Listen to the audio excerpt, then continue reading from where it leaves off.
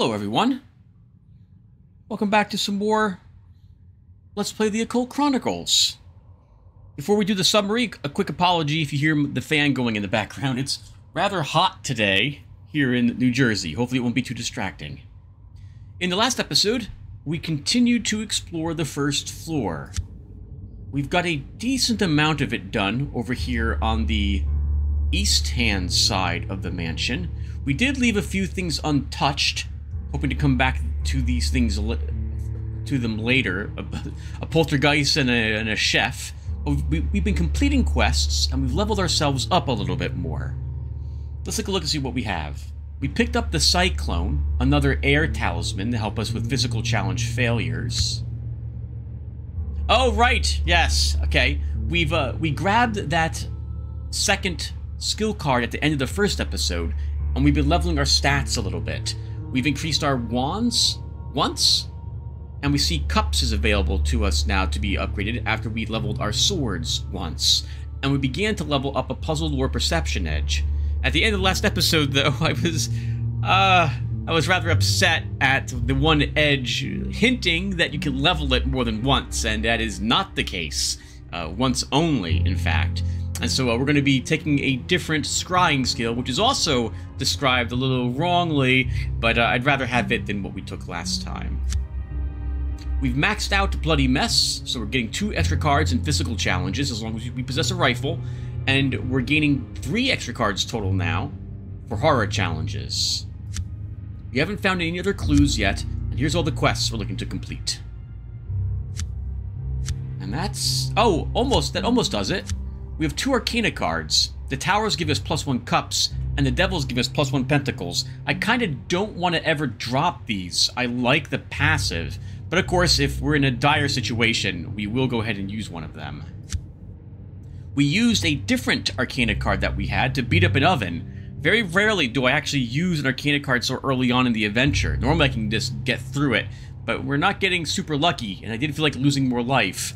We have only 9 of it at the moment. But looking also pretty good on sanity with 29 of that.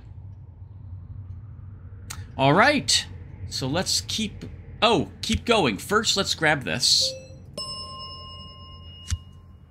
And I think we do take this. So once again, viewer, let's grab this puzzle feat. We'll take a look at it and then we'll describe it again. Or sorry, edge, not a feat. So this can be leveled 4 times, but it doesn't quite do what it says. It's going to be a random number of tricks that are revealed between 1 and the level of the edge, which is 4, whenever we have a puzzle, lore, or perception challenge. And what's up next? Another puzzle, lore, perception challenge comes up. I think we'll probably grab a heroic feat or cups next. We probably should level cups. We have 4 in everything, and then go for a heroic feat after that. Alright, well, we're still looking for more clue tokens, and we just found one. You discover a pile of dead rats. Each one has been completely drained of its blood. Something was very hungry. Young vampires sometimes feed this way if they are starving. +2 trick bonus for the final encounter. You notice an odd painting hanging on the wall. It is a portrait of a man dressed in 19th century clothing who appears to be completely petrified with fear. He holds a dueling pistol in both hands, and a group of undertakers in the background seem to be digging a grave. Suddenly, the portrait seems to animate and come to life. The coward looks at you with an imploring expression as if he was seeking your help.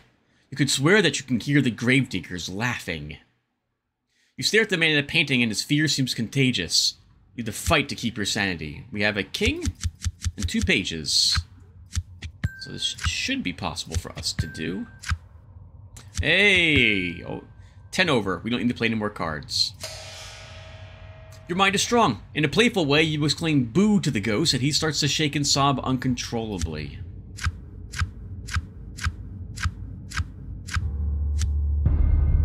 The coward in the portrait seems to be actually shivering. He seems to be fumbling with his dueling pistol, and you fear he will discharge it accidentally. There is obviously a spirit trapped in the painting by some sorcerous curse. Can we speak with it? We cannot. So he's part of a quest. He's the second part of the quest. So we will flee him at the moment. You can't... Normally, actually, I think I do duel him to just solve the puzzle because I don't have a 4 wands or 4 pentacles this early on. Or by the time I've found the other painting. But we know where that other painting is, and we will probably be coming back for it. So we will skip defeating him at the moment, if we can. I can't believe you're even thinking of this, but running from this cowardly creature might be the best course of action. It's still a supernatural apparition, so you need to conquer your own fears first. Well, we succeeded at this, assuming we get a Pentacles. Oh, or a Cup, maybe. We got a King of Wands and King of Cups displayed on the trick side. That's a bit awkward. We fail!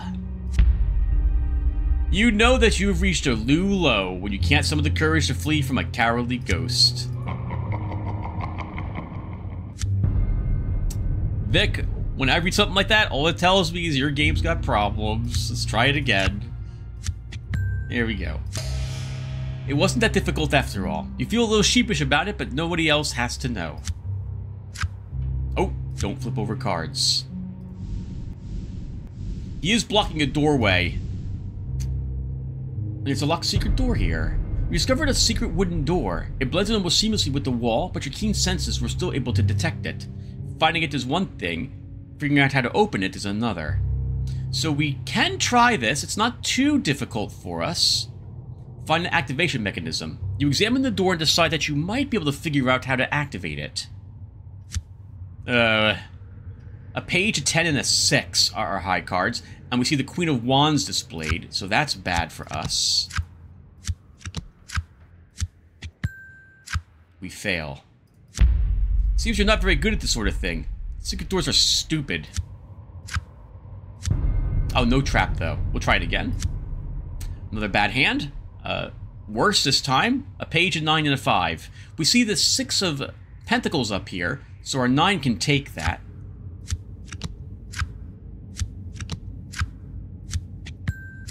And we'll win the challenge. You search around the door for anything of note and quickly zero in on some promising locations. After fiddling around with several bumps and nooks, the mechanism clicks, and the door slowly opens. Hey! Oh! We recovered that point of luck that we had lost earlier, and got a point of experience. I'm going to save the game really quick, just because I like that very much, and don't want to lose that if the game crashes. Okay, so we go for the cups next.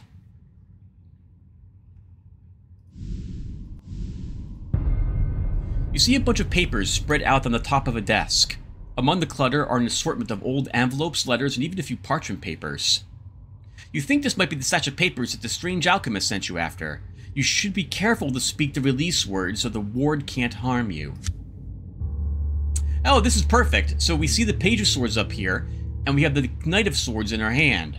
This is why I like the scrying so much, so we can reveal that and just take it. And we win the challenge. We'll take the 8 with our Queen. And, hey, a few more extra points.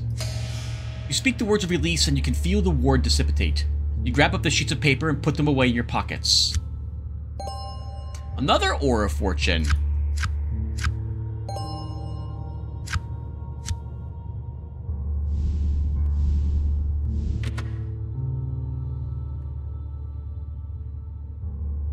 This probably goes to the backyard. And this is probably a small room.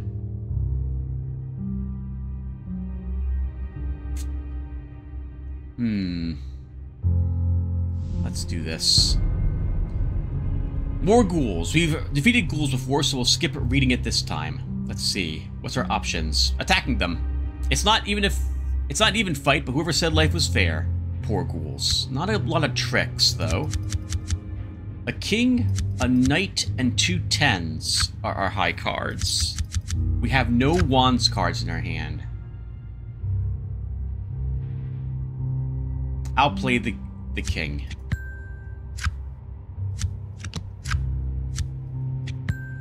Alright, that was a smart thing to do. You won the battle. The ghouls are no match for you. They fall where they stood, and the puddle of blood on the floor is now bigger than ever. Ooh, more life. Oh, I forgot we had another area of the mansion up there. I didn't scroll the map up. All the more reason then to double back and check that one little room first. There might be a brain bot in this room, and or a Telsorati. Let's see. You're confronted with a creature from some type of horrible nightmare. It towers over 7 feet tall and seems covered in a sickly translucent slime. You can only describe it as a combination of a snail, cucumber, and octopus. That seems a really specific thing that we can only describe it as. Can't we describe it as, like, it looks like a tree? Like a fleshy tree, to me. You fight to control your revulsion. This thing's not of our world. It must be from another dimension entirely. You feel overcome with dread and a sickening revulsion. Your eyes widen in disbelief as the strange creature turns to look at you. 2 kings and a page. Very nice. And we can take that queen with our king.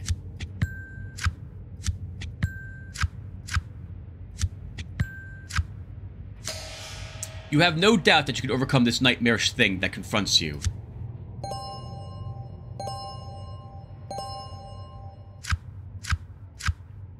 That was nice. That almost maxes out our sanity. After the initial shock of seeing this strange creature passes, you are pretty sure you can identify it. You remember your briefings on the Tunguska event of 1908. A portal had been opened by this interdimensional race of aliens known as the Telsorati. An invasion had been foiled by a precursor to the Odd, when the portal generator was overloaded. It had been a narrowly won victory. An interdimensional war had followed. This creature must be on a mission to prepare a bridgehead. You can see that right now it is in the process of creating yet another brain bot. An unfortunate victim is strapped down to a dissecting table even now. It's not a bad chance to actually use sorcery against it with 6 tricks, but we should stick with the bigger card draw. One thing that you're pretty sure of is these things can bleed. A queen, a knight, and a page. We have no cups cards. And the King of Pentacles shows up. We can't use our face cards on that. We fail completely. If you hit one of these things, then don't miss. You'll have to learn that lesson the hard way. Alright, looks like we can miss. At least once. Far worse hand. A knight, a 7, and an 8 are our hands. But we can take the page with our knight. That was very nice. Probably the only card we're going to take also. Oh, no, we can take a 2. And a 7. That's a nice surprise. The creature is mortally wounded and crumples down in a gelatinous heap.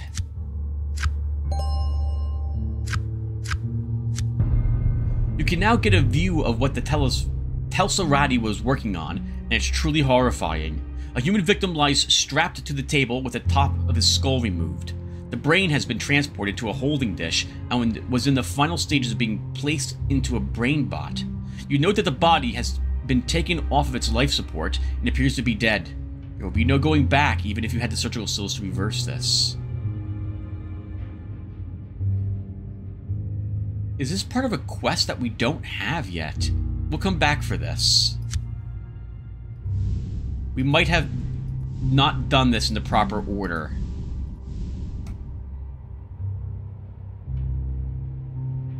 We have also 2 doors with quests blocking them, but we'll maybe come back to do them. You see a large wood and brass gong. It looks completely out of place standing over by itself in the room. You sense immediately, though, that all is not as it seems here. You've seen enough of these things to notice the faint aura that surrounds it. You have no doubt that the gong is a sorceress puzzle of some sort. The markings are vague, but you would place it around the period of the 3 kingdoms. There is definitely dark magic at work here.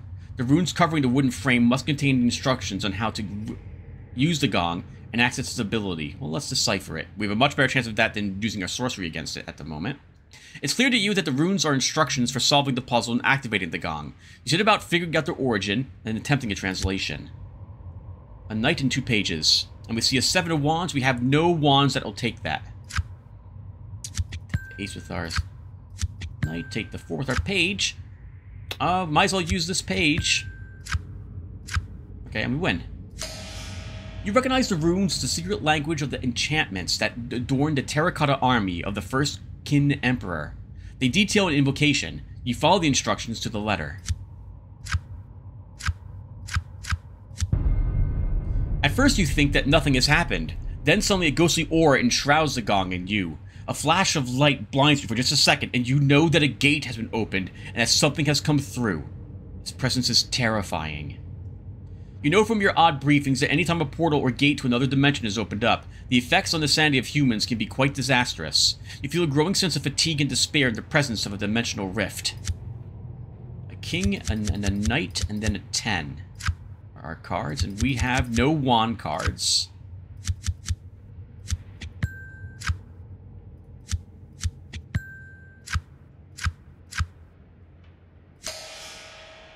You see things far worse than this. In fact, you were present when the Cacophony Gate was closed with a Lost Elder sign. This pales in comparison. Directly in front of you, a shimmering Chinese dragon now floats, its tail coiled around the base of the gong. Its glowing eyes fix on you, and you hear it speak directly into your mind. I have come to grant you 3 challenges, if you can first prove your worthiness. Oh, okay, so we don't get the option to leave, so we have to deal with this. Let's see. I've never actually fought the dragon. I don't really see why I would do so. Because you can get... The quest gives you more chances at rewards. But we don't have a good chance of actually requesting it. Still, I think we'll try. You step forward to prove your worthiness. Well, we're not going to, because of... Or probably not. We have a Queen of Wands and Knight of Cups.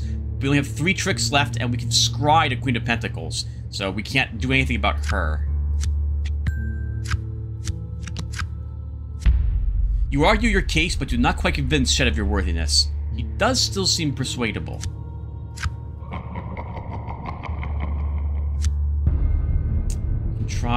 We'll try one more time before we run. The Queen of Pentacles is back, and we have a worse hand this time around.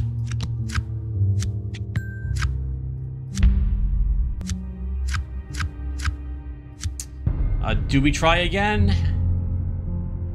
One more time. A worse hand, even still, and now the King of Wands is up here. Alright, forget it. This is not working. We'll flee him. Oh, I should have read that. And we're not gonna flee him either. Nope, we're not gonna run away from him either. You can't summon the will to run. Something inside you is holding you back. Maybe you want to see what this challenge is all about. I do, Vic, but your game won't let me. No, we are going to run from him, right? Yeah, we're gonna run from him. A queen and 2 9s. Oh, I should have played the queen there. Okay, it worked out for us. Challenges are for dopes. You like a sure thing. So we back away and then run. We are not going to be able to pass him without another check. So that kind of seals this area off. But I think this area is connected via this room.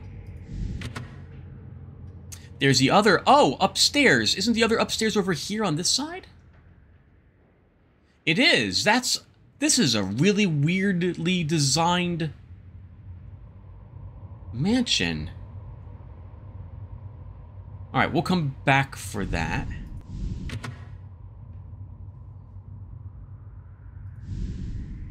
This is a servant's kitchen? Just a kitchen.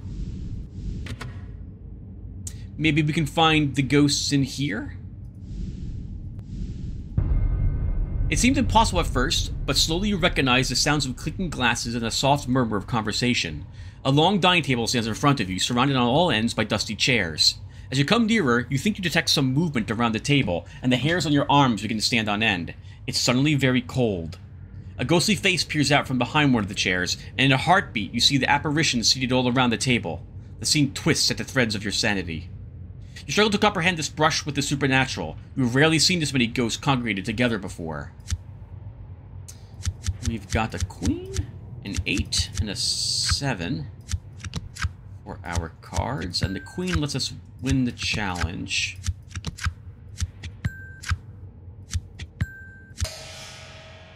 You hardly feel at ease, but your willpower is rock steady. You're confronted with a very unusual scene. You stand before a dinner party of ghosts, who for the most part seem completely oblivious to your presence. Occasionally, you see a ghost looking around as if trying to find a servant. However, most seem fully preoccupied with ghostly gossip and dinner chatter. You decide to use your powers as a medium to tap your ectoplasmic knife against a glass and grab their attention. Maybe a direct approach will let you start a conversation so that you can gather some information. Of course, there are some risks involved with this approach. Well, we have nothing to solve that Queen of Cups problem with, so we ignore her.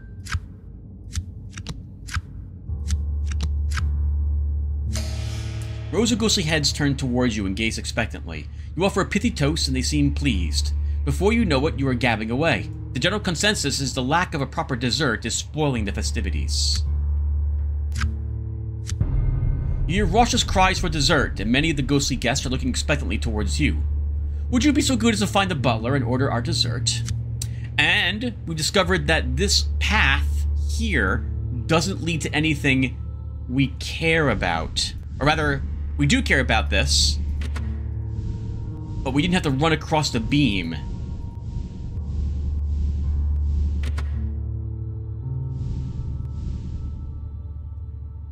This is the knife, I think. You look down and see a large knife resting on a wooden surface. Blood has pooled around it, and there are several pieces of stubby flesh around it as well. Suddenly you see two pale eyes reflected on the surface of the blade. No, not reflected, but rather projected from someplace inside the blade. You recoil in terror from the vision. Your eyes seem to pierce through to... The eyes seem to pierce through to your very soul. They mask a dark and powerful evil will. You shudder and force yourself to resist it. You feel it probing your psychic defenses. We have a queen, a 9, and a 10. We don't have any more cups cards.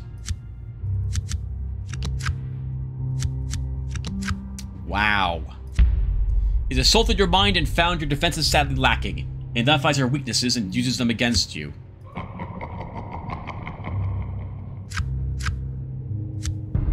You gaze down at the knife, but try to keep your gaze from locking on to the mesmerizing eyes within the blade. You feel an oppressive presence in the room with you. The knife radiates pure evil. You resolve to approach this artifact with caution and wonder how many throats this thing has slit. So this is the end, almost, yeah, this is the last target of the quest we just got. So we will try running from it. The evil presence continues to probe your defenses, seeking to dominate you. You feel that the outcome is balanced on a knife's edge. So you decide to cut and run. Hopefully we get a handle on the situation. You stir yourself to move and break free from the evil presence that lurks within the knife. With one last final mental push, you turn and run.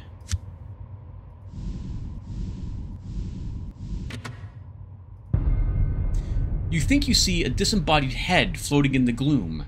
As you near its location, you realize it is the head of a man mounted on a stake that protrudes from the floor. Dried blood stains the stake in what was once a pool on the floor. You are startled when the eyes of the head flutter open. This thing is animated by some curse or forbidden sorcery, and almost seems to be smiling at you. You lock gazes with the head, and you feel chilled to the bone. You must fight to keep your sanity. Oh, good hand! Queen, 2 knights, and a page. But now we're out of wands cards.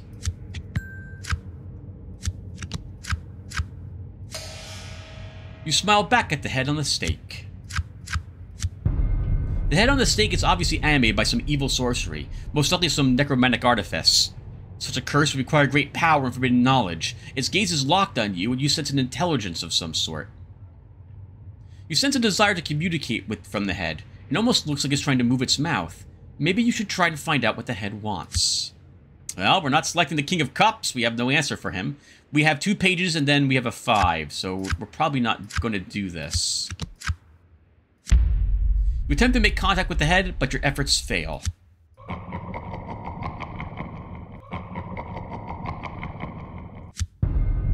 Alright, we'll try that again. A 3 of wands. Since we only have the 7, there's no reason not to play that now. And we win the challenge. And we had 3 7s as our high cards for this. The head speaks to you. Much to your horror, you find out that he was an occultist artifact collector who stumbled, oh, like us, huh? Who stumbled upon this place 15 years ago.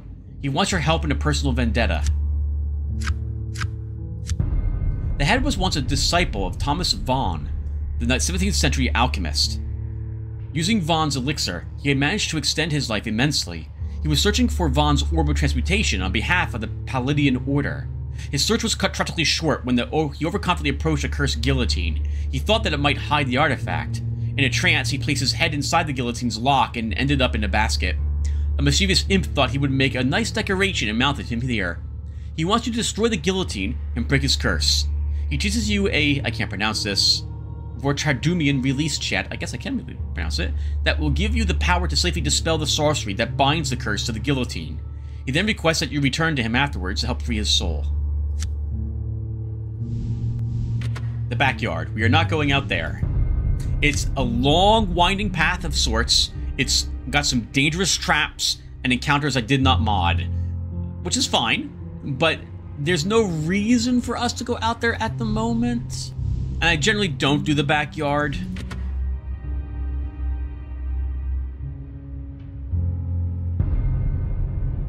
What are the ghost students doing in here? At first they looked like small reflections of light playing off the floor from the moon. They appear to dance and circle around the room, which upon further consideration seems very odd. Suddenly you realize that you are observing the ghosts of 4 children playing merrily by themselves. The quiet serenity of the deathly scene is shocking. These children don't seem to realize that they are dead. Your mind is overwhelmed by the utter sadness of the scene. How long have they danced through these empty rooms and halls? You fight to keep your sanity from slipping away. We have 2 pages and then a 9. And there goes our only wands card, which was an ace.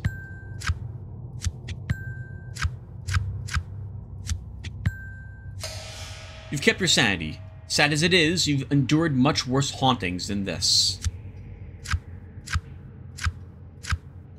The ghostly children seem stuck in a perpetual game of Ring Around the Rosie.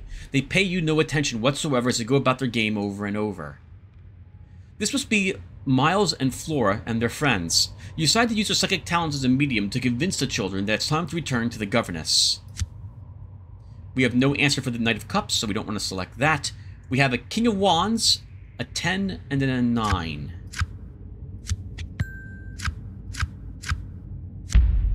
You went through a deep trance and reach out to the children. You try to catch their attention by asking to join in the game. They shout out that your name is Stinky, and are unanimous that Stinky cannot play. Your head begins to ache. 2 aches, so you take a break. I don't think I've ever failed this before. We'll try this again. A Knight of Pentacles is revealed via our scribe. We have no way to answer that.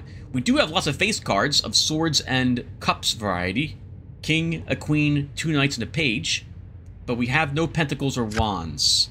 And the King of Swords shows up to ruin it for us. And we still win. Once again, you enter a deep trance. You catch the children's attention by asking to join their game yet again. They look at you, pout, and decide the fun is over. Stinky is annoying them. Soon they line up to return to the governess. They march behind you wherever you go.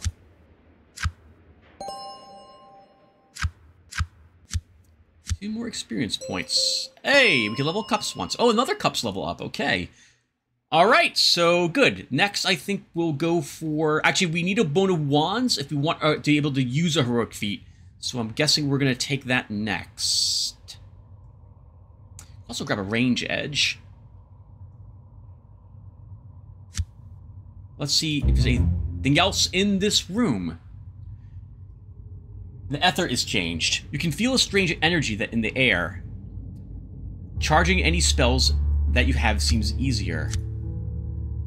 All accessory sorcery challenges have a 10% chance of generating a random game charge card as a result from a no result card while this story icon is active. Oh, that's kind of neat.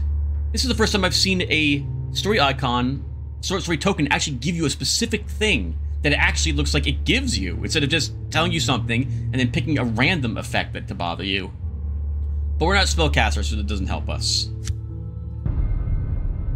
You're confronted with what seems at first to be a collection of crudely drawn scribbles in oily black ink on the wall. As you examine it closer, the hairs begin to stand up on the back of your neck.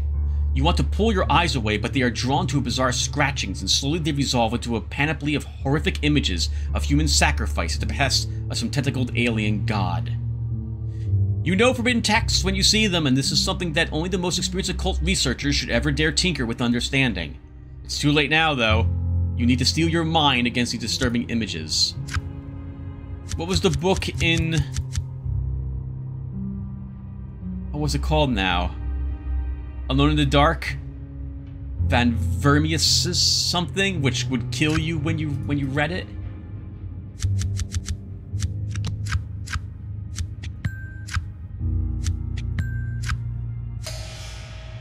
You seem to have the ability to partition. Wait. You seem to have the ability to partition of the dark corners of your mind. That may come in handy.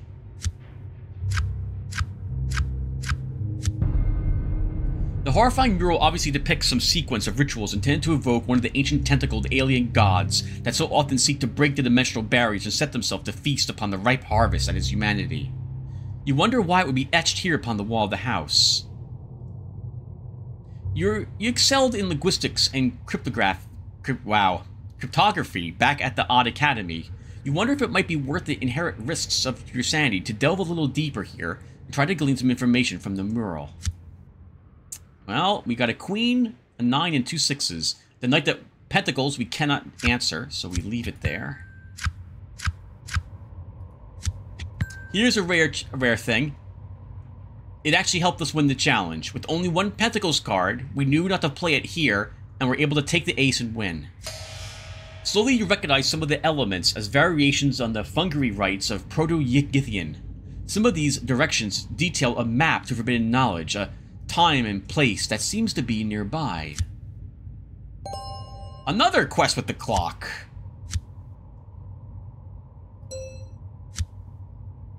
Nothing else in the room. Another skeleton. Well, we're beating it up. Or we're gonna try to. And it's not looking good. It's looking pretty bad. Okay, we barely do it. And take that skeleton. And we get nothing for it. Okay, we've got lots of quests, and we drew the 3rd story token. It feels like we only just started playing this session.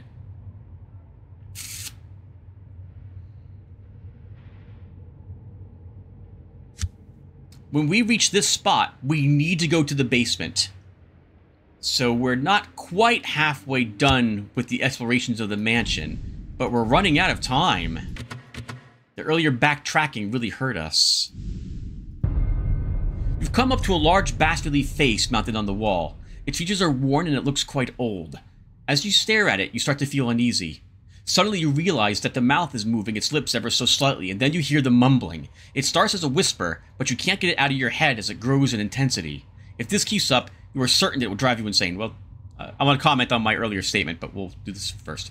You fight to keep the mumblings from overwhelming your mind. You can't understand any of it, but the droning noises seem to want to burrow deep into your skull. That can't be good. We have 3 pages. Hey! Made the right guess.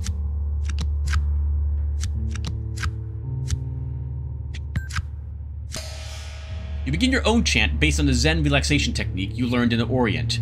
It works to cancel out the mumbling and clears your mind of the pain. The face on the wall looks amiable, but you know otherwise. The lips continue to move, but the mumbling is barely audible. Examining the bas-relief more closely, you notice that there is a pictograph script of some sort, disguised within the frieze that encircles the face. You sense eldritch sorcery at work here. The bas-relief could be enchanted or cursed, or merely serving as the physical nexus of some malevolent force. You realize that you should proceed with caution. You decide to take a closer look at the strange pictograms hidden in the frieze that surrounds the bas-relief face. You think you recognize some of the symbols as variants on the Indus Valley sealstones. Perhaps you can decipher them. They might help you understand the strange mumbling, or perhaps even warn you of any danger from the eldritch sorcery that permeates the face.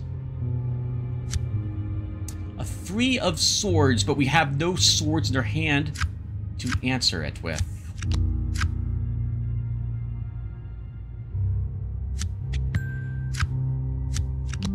That was lucky.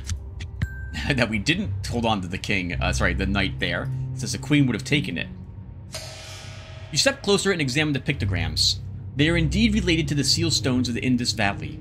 You piece together their meeting by recalling your training in the Odd Lost Languages lab. The Elder's creature is known as Sixmulgath, and it has been bound to this face as punishment. The mumbling must be its attempt to communicate with you. Is it C6Mulgath or is it Sis6? Yeah, I don't know. It doesn't know either. It hates that name. The face on the wall looks amiable, but you know otherwise. The lips continue to move, but the mumbling is barely audible. Examining... Oh, wait, no, we read this. Alright, so, aware that you must proceed with caution, you focus your mind and try to attune yourself to the rhythmic cadences that issue from the lips of the bas-relief. Perhaps something can be learned from what appears to be just dangerous gibberish. We cannot do anything about the Ten of Wands. We have a Queen of Cups, Knight of Pentacles, and then 3 8s in our hand.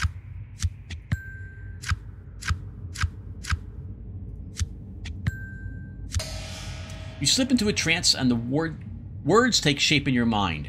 You are face to face with an ancient eldritch creature of terrifying power, and its name is Sis. It is, however, trapped in the bas-relief. It wants to strike a bargain with you. The bas-relief face seems to almost be smiling at you, and it makes you uneasy. The smile belies the agony that it must be in. The mumbling's meanings now seem to be crystal clear. Its heart is ripped from it and hidden somewhere in this house. The sorcery binding it cannot be broken until the heart is returned to it. It wants you to seek out the wall that weeps blood, and reach inside to find and free its heart. It teaches you the words of release and promises you that you will be rewarded should you help it free itself from the face. Okay. That's another item that we have to carry that negatively impacts us. So if we get that item, we make a beeline right back there to turn the quest in. This is where we'll find the dolls that have Danny. Let's explore the other parts of the house here first. A locked door. We have a decent chance of doing this now.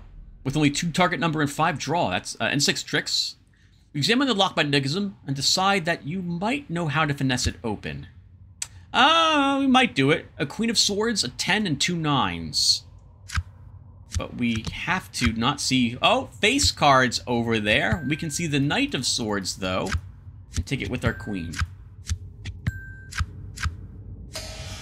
The lock opens. You are just as talented with a lock as you thought. The mechanism clicks and you turn the knob to open the door. I feel like this should be the same thing for the failure. Like, the lock, it doesn't open. Or you fail. You are just as talented with a lock as you thought.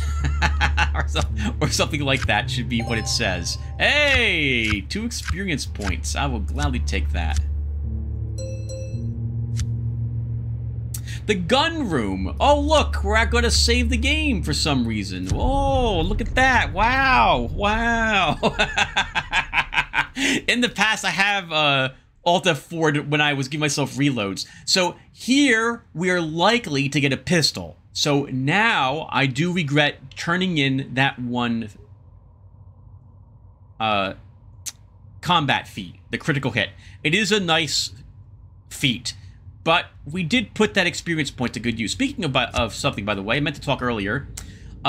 We were penalized a bit by going back and forth to turn quests in earlier, because that's time that's elapsing when you do so. However, we did get some experience points and some Arcana cards by doing that. So I feel that was a good choice, right? We have +1 cups and +1 pentacles because of what we did. I think we got some of those rewards based on what we turned in. So I think, once again, I think we made the right choice. Now, this might not be the guns. There could be a stuffed crocodile in this room. You immediately notice an enormous 12-foot stuffed crocodile displayed prominently in the room, which is adorned with many other eccentric collector's pieces. A sudden chill shoots down your spine as the tail of the crocodile begins to sweep back and forth. The eyelids flick open, and you know something is terribly wrong. You can't be sure whether this thing is alive, undead, or animated by some dark sorcery, but it certainly looks hungry. A Queen, a Knight of Cups, and a Page of Wands are... Oh, and 2 pages. Wands and Pentacles are our high cards. We cannot, however, play any of those on a King of Cups.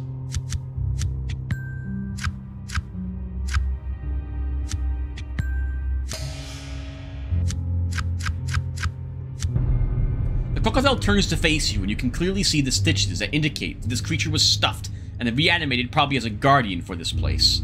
Its gaze is locked on you, and it slowly starts to advance towards your location. It's not a good chance to attack it, but we're almost out of bullets, so I don't really want to use the gun. It's animated by sorcery, but it has a physical body. You've been able to deal with such threats in the past by destroying the physical body, and this time should be no different. Well, we don't have a fantastic hand. A Knight of Wands, a 10 of Pentacles, and then 2 9s, and then a bunch of low numbers. We need a 6, so we're got to get lucky to beat this challenge. We also have no Wands cards, and we've lost. Yeah, we lost. It strikes like a lightning bolt and knocks the stuffing out of you. Oh! Viewer, we have not yet reached the 4th or 5th story token. So we'll look at this, but we are reloading the game.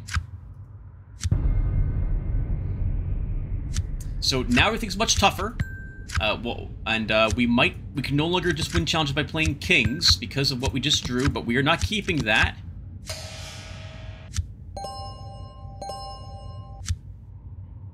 That is a wound, viewer. Wounds are some of the most awful things that can happen to your character. If we had 5 story tokens and 1 more swords, I might be willing to suffer with a wound, but I am not going to do so. Sprained wrist. -1 swords. It goes into your inventory, so we can't get rid of it. And -1 to any card bumps if the combat option is combat. So you bump down or bump up is reduced because of this. Your guns are not as good. I'm just going to undo this. So, or alternatively, we just surrender because I'm not going to suffer through the game with an early wound. So I will be back. Okay, let's do this again. Should we talk about why, Tim? So the game is heavily based on luck, and having less stats means you need to be even luckier. And, well, that's awful. A game where that's super RNG dependent, telling you that, yeah, you know what, now you need even better rolls to be successful, and it kind of undoes some of the experience points we played, is just miserable. I wouldn't mind if the wound cards took up inventory space and had a passive negative effect, but that they can drain also a stat point is just awful. That is really bad. So, okay, so now I won't give myself a reload if we don't get the gun, and I'm not going to fight the crocodile now that I know we can get a wound card from it. That is too dangerous. And it's not, we don't even have a gun here today. A big game hunter ghost. A ghost suddenly materializes in front of you. It's dressed as if it just stepped out of the safari of the Serengeti. It lowers its large caliber big game rifle at you and seems to be considering you closely.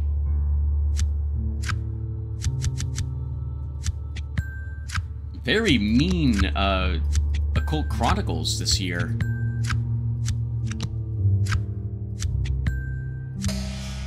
You stand up straight and play the alpha male. That's something this ghost would understand.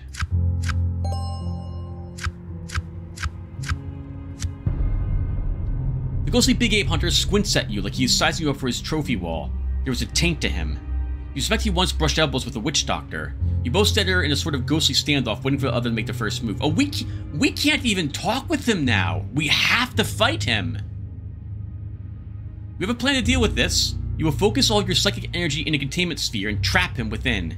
It's a dangerous trick because if you succeed, it requires you to carry this bloodthirsty ghost within your mind until you can transfer him to the trophy wall. Well, we're not doing it because we don't have any face cards.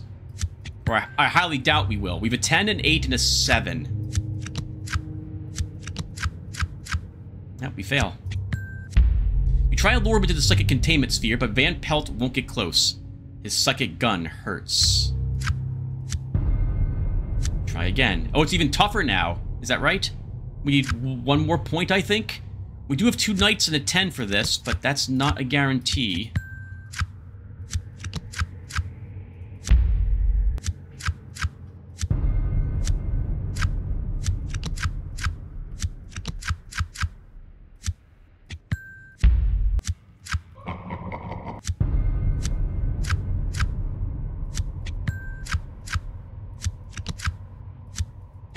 Sorry, I'm not talking because I'm angry. When I fail several times in a row and there's nothing I could have done, I begin to, like, why? Why? why do I play this every year? Is the thought that goes through my head.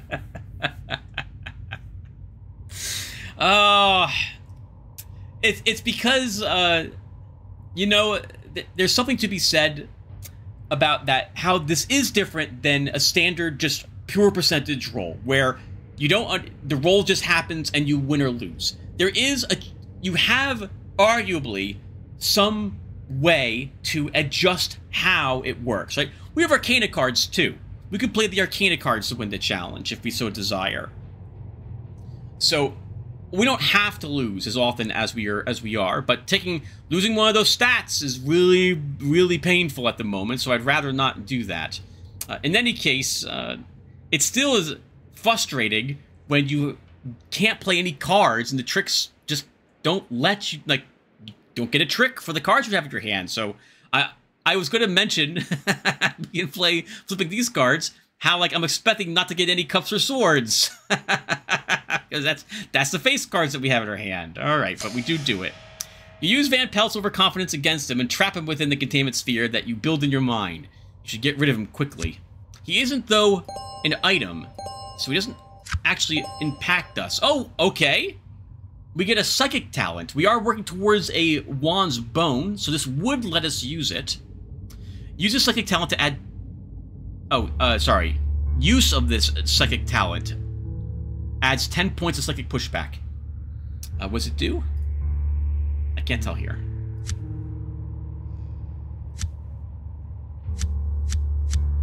Right. If we do, though, viewer, if we get another wound or impairment before the 5th story token, we will just walk out of the house and wrap it up for this year. That's going to be the one reload I give myself. We should increase our wands since we have that now. What does Dominate do? Roll 1 bone and select a not revealed trick card. Discard it and gain X points to your trick taking score, where X is the number of wands rolled. Gain 3 additional points if it's a face card. It's used in combat encounters. Combat, humanoid, animal, monster, eldritch, demon, psychic, but not lore or puzzle challenges. So that scryed card doesn't help us. And like, we can see what the card is and then know if we should use it or not. Psychic pushback is something that you build up, and the more of it you have, the worse it is for you selecting any type of reward card, even ones that you earn through a successful challenge. So normally they'd be good, it might give you something bad instead. At high levels of psychic pushback, you can just die outright or go insane. And there is no pistol here today. Alright, never mind. I am very glad then we got rid of that one useless combat feat. You thought at first it was some type of decorative statue, but as you get closer, you realize that it is a large stuffed animal. Its white fur, black nose, and ferocious claws reveal to be a polar bear in point of fact. Suddenly the polar bear begins to stir. A ghostly green vapor seems to be animating it. You've seen this type of possession before, and it never ends well. You find yourself fighting a wave of panic that threatens to turn your will into jelly. Well, we have 2 kings, and a page, and a queen, so we're not likely to fail this challenge. You see things far worse than this. After all, you have read the briefings on what actually happened to the Franklin expedition. This doesn't even raise an eyebrow compared to that.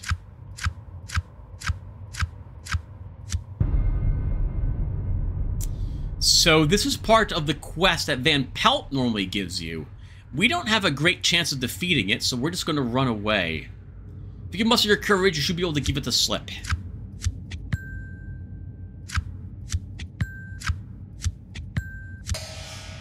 You run a serpentine pattern that completely confuses it. You see rows and rows of books. Most of the material is quite pedestrian, and what you would expect to find in the library of a large estate like this. However, occasionally, you come across an item that is more esoteric, and you wonder what secrets and knowledge might be hidden here. You'll never know unless you look, of course. You decide to inspect the bookshelf more closely. You scan over the titles and occasionally pull out a volume to get a better look. You can get a spell from this if you're lucky.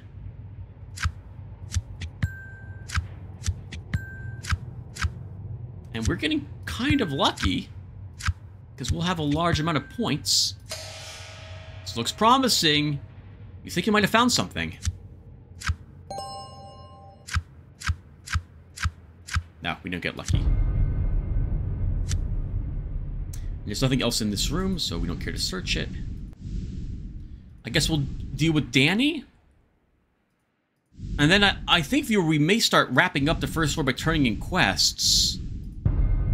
Your attention is drawn to the clattering sounds of wood striking wood. You could swear you are hearing wooden shoes scraping around in the gloom in front of you. Suddenly you see a small group of porcelain dolls scurrying towards you, animated by some strange sorcery or curse. These dolls look angry and they are armed as well.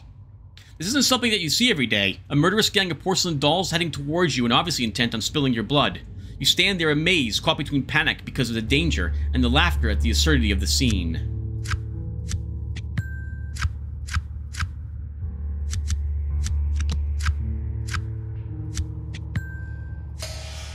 The horror only toys with you before you brush it aside. The toys jump around you like maniacal goblins looking for treats on Halloween. They swing and jab their blades at you. Oddly, one of the dolls is carrying around a ragged doll of its own. You quickly remember an old case file about an insane toy maker named Henry Stoff who captured children's souls and imprisoned them in toys. Could this be a Stoff collection?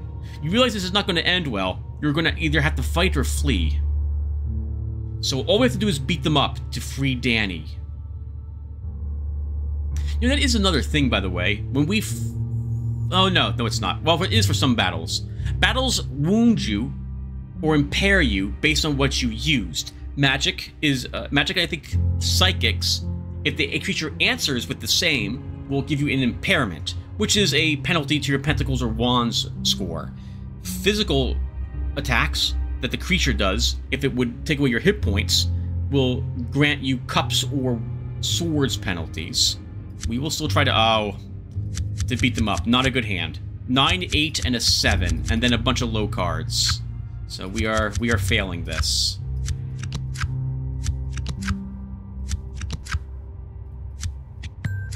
Oh, we don't. We barely win. Okay, good. You step on the last fragments of broken porcelain and grind them to dust with grim satisfaction.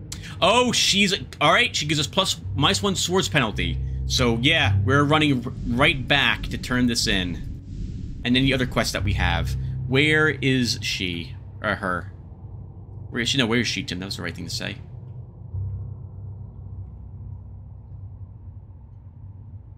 She is all the way over there. You have come face to face with a green ooze. You didn't even notice it at first. It sticks to the ceiling, hidden in the shadows, waiting in ambush. Suddenly, it drops to the floor with a sickening squishing sound and forms up in front of you. You feel a rush of adrenaline-fueled fear sweep over you. This lab experiment gone bad could mean the end of you. We have 2 kings, so we're not likely to fail the horror challenge, at least. And we don't. Usually things far worse than this. You were part of the team that hunted down and eliminated the Lab 257 scientists, after all. An edge upgrade. Let's grab Research Expedition Leader. You thought that the last of these Lab 257 experiments had been hunted down and destroyed. It seems that you were wrong. You try and recall the warnings from the briefings. The creature will try and suffocate you by enveloping you in its amorphous slimy tissues. Well, this is not a good chance for us. The shotgun's the only thing we could possibly use to pass it, so we'll try running. This isn't the battle you want to fight right now. You decide to get away and fight another day. We have a knight and a page and a 10. And just like that, we win the challenge. If we can evade it, I would like to. And I think we do. You turn to run, but the creature lunges at you. But it's too late, and you are safely away. Yeah, we evaded it, so we got to stay where we were.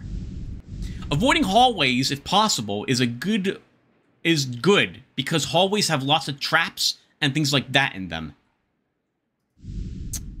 To get to her?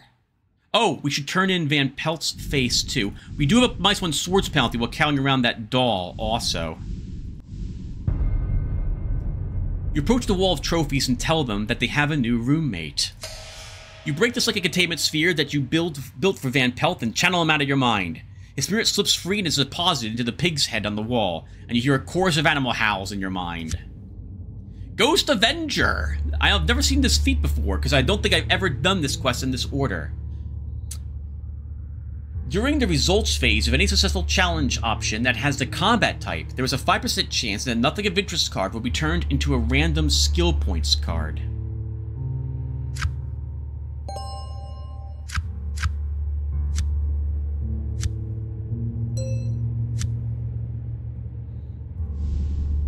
Want to turn in Danny. I actually want to explore. Can we explore here first? We're going to explore a different room first. Looking for the butler. A tall, well-dressed figure looms into view, holding a silver platter in one hand as if to offer you an appetizer. Your eyes travel down to the platter and behold half a human head. You feel a surge of panic growing within you. You've been trained to expect and deal with things like this. Even so, no matter how many times you see something like this, it still requires steady nerves to keep calm. We don't need to, I think, use our swords for this.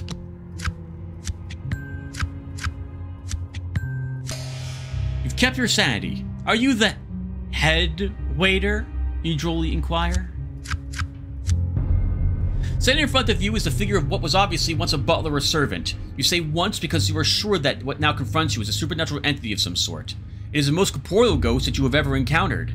You have read of such things in Tobin's Spirit Guide, but you are certain that this is very unusual. You approach the butler and his glowing green eyes? His glowing eyes are fixed on you. The head on the plate suddenly stares up at you as well. May I help you, sir? It intones, and you are not sure if it actually heard its voice in your ears, or just in your head. Why is it so hard to order dessert? Without displaying the slightest amount of unease, you inquire about dessert by telling the ghost, "Yes, my good man. The guests in the dining room are getting a little excited about their dessert. Could you head over there to the kitchen and see what the problem is?" We have a knight, a 9, and a 6, and then aces, effectively.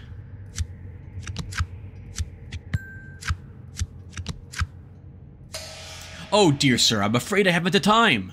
I'm waiting here to bring the master his supper at the proper time.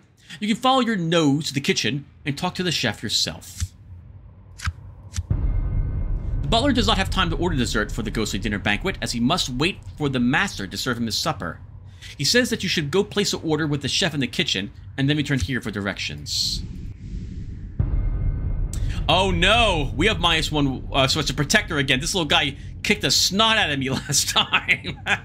Well, with -1 swords, this is not a very good fight for us. We'll do it once, and then we'll whip out the shotgun to finish him off. Let's see. A king, a knight of pentacles, a page of cups. We have 2 aces, a 2, and a 10. Those are all of our cards. I will use dominate here. We succeeded. We got rid of the ace. Oh, entirely. And we get only 1 point for that. So that was bad. A bad use of dominate, because we could have gotten more points by playing the page on that.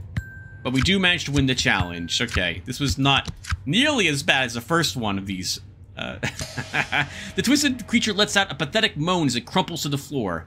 With his last breath, it gasps, "The master will not be pleased." We can get bullets from these things.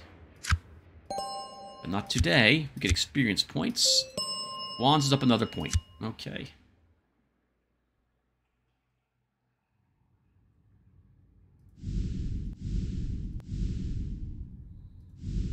I don't really want to walk in hallways. Class 1 haunting. Oh, that sword's penalty is really hurting us. We'll get her. A king of swords, knight of wands, and an 8 of wands are our high cards.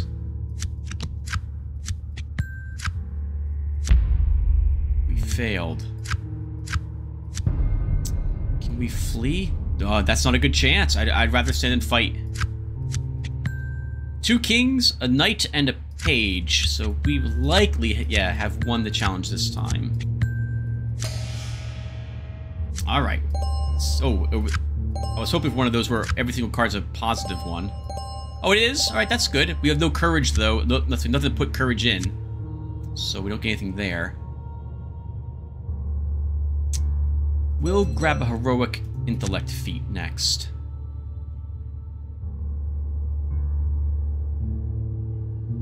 Oh my goodness, she's all the way over here somewhere? Oh, it's Samara. It's the little girl. Yeah, she's... Oh, wow, she's so far away.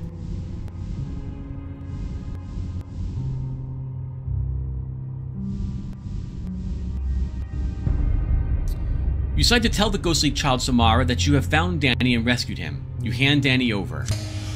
Samara takes Danny from you and starts sobbing again, but this time there are tears of joy. She looks at you and the smile on her face melts your heart. You tell her that it's time to go, and she waves at you, clutching Danny close to her, and then vanishes. Aww. And we get experience point for it. Thank you, Samara. And a little bit of life. We're saving the game again in case I don't like the feat we get. And then that's it for this episode. Let's see. Mental Dexterity. Roll 1 bone and then select X non-face cards in hand where X is the number of wands rolled and bump their values up plus Y, where Y is your wands attribute plus X. Then draw a card. Alright, so that's basically, at the moment, a plus 5 to 1 card. At the very least, that can't be a face card. And it could be plus 10... sorry, plus 11 to 5 cards. Is that right? Plus 10. Plus 10 to 5 cards. But we fail if you roll a 6. Whenever you use any of your feats, or you use your... sometimes you use like a... Is that right? Yeah, or a spell, or a psychic ability. Well, you fail using it if you roll lower than your attribute. I don't like this at all. Like, you should just take a point of sanity loss or something. But, well, I can't change the game. See, Brilliant Insight, roll 1 bone and then select a not revealed trick card and reveal it. If the revealed card is a non-face card, then bump it down minus X. After all cards have been revealed, then add X to your trick taking score, where X is level... Oh, it's these cards. Okay. I usually like Flash of Genius. If I select the card and reveal it, and it's a face card, then I get to add 2 times X, which is the number of wands rolled, and draw a card, and those points are added to my trick-taking score. Since we have a scry ability, and this is used for such challenges, this would be a nice thing to use in with it.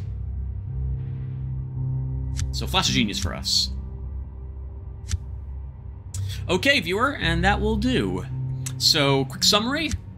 We gained a point of cups. We gained another wands.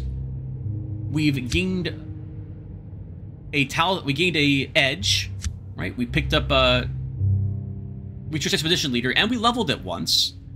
We completed a quest called Ghost Avenger, which is useful, and we also got a feat. Not bad. But we drew another story token, so we're up to 3.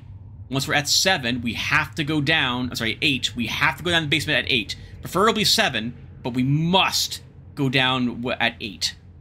At 7, we actually need to begin wrapping up any quests we have, and then make our way to the basement, hopefully before 8 occurs. We also reloaded the game once. I feel a little dirty whenever I do save scum, effectively. But, well, viewer, I said earlier, if we got a wound before the, like the 5th or 4th story token, we're giving up. And, well, I would have. I guess we'll talk about that really quick. I almost would rather the game just kill me than give me a wound, since I view it as more painful to just suffer through the rest of the game with a minus stat, a spot taking up, and some other awful negative effect that generally will plague us until we possibly could remove it. There are ways to remove wounds, but you have to find them. I had tried to change how all the skill cards worked in the game by giving the viewers picks that you could select. Like, you could pick inventory, so you could start with a gun of your choice. You could pick rope or medical supplies or maybe a spell or 2 that you wanted, instead of letting the game randomly decide for you. But I couldn't figure out how to actually get into the Adobe Director files. In fact, you can't without Adobe Director. So, I had no way of doing it, unfortunately. Alright, I'm babbling. Thank you guys for watching, and I will see you in the next one. Take care, everyone.